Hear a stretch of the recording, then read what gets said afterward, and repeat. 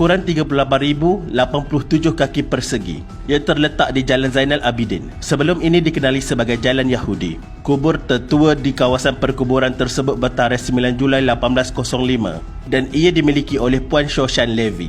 Dianggarkan terdapat 106 buah kubur dan kubur yang terbaru di situ adalah ketika tahun 1978.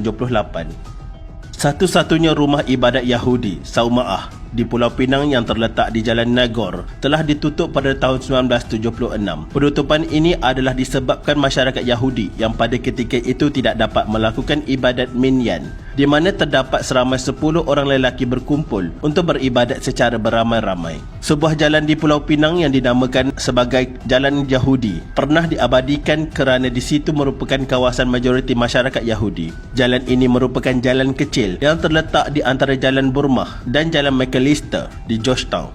Kini, nama jalan tersebut telah ditukarkan kepada Jalan Zainal Abidin dan ini telah memadamkan salah satu daripada legasi kewujudan Yahudi di Malaysia.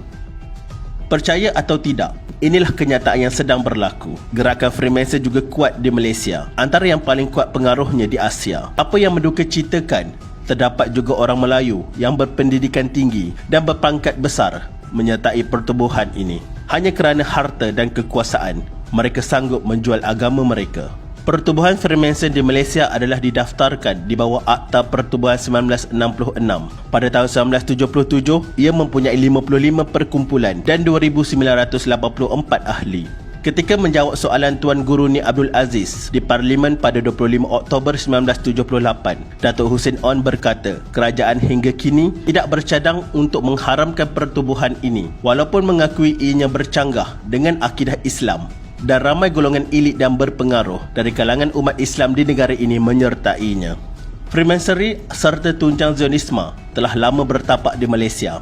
Freemasonry dikatakan telah berselindung di sebalik gerakan keagamaan di Malaysia. Hakikatnya, mereka membawa masyarakat ke arah kebebasan serta kehidupan anti-Tuhan. Kajian secara terperinci perlu dilaksanakan terhadap kewujudan Freemasonry di Malaysia. Di Malaysia, cawangan Freemasonry beroperasi sebagai Loji Besar Daerah Timur Tengah atau dikenali sebagai DGLME. DGLME secara rasmi bermula di Kuala Lumpur pada 20 Oktober 1916. Ia dipanggil Timur Tengah kerana pada awal kurun ke-19, setiap yang berada antara Timur India, tidak termasuk Timur Jauh, Hong Kong, China dan Jepun, dikenali sebagai Timur Tengah. Hanya pada kurun ke-20, istilah Timur Tengah merujuk kepada negara Arab dan Teluk. Cawangan ini bagaimanapun tidak mahu mengubah namanya kerana sudah biasa dengan nama tersebut dan tradisinya. DGLME ini meliputi bandar yang luas, termasuk bandar lain di rantau ini, antaranya Singapura, Kuala Lumpur, Pulau Pinang, Ipoh, Kuantan, Kuching, Port Dickson, Port Klang, Taiping, Kota Kinabalu, Bangkok dan Pattaya.